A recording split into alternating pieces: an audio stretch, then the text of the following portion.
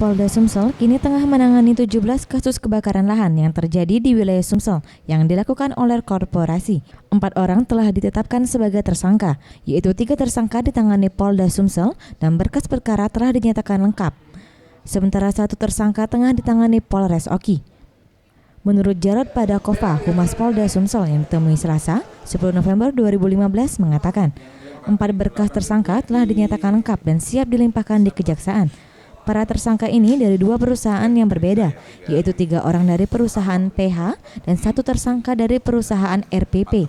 Sementara 3 perusahaan lainnya, yaitu WAJ, PSM, dan CT, tengah dilakukan penyelidikan mendalam oleh tim Polda Sumsel.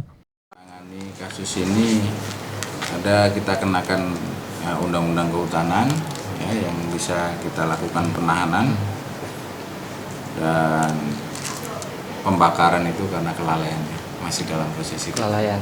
Kalau untuk perorangan sendiri tuh Pak, Ibu? Ya, sama aja. Sama aja. Ya. Terus Pak, untuk masuk wilayah kehutanan tanpa izin.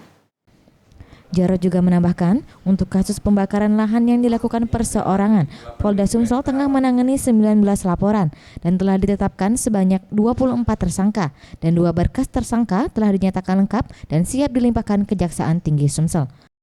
Rizky Hidayat, Gusti Putu Sumetrayasa, Sriwijaya TV.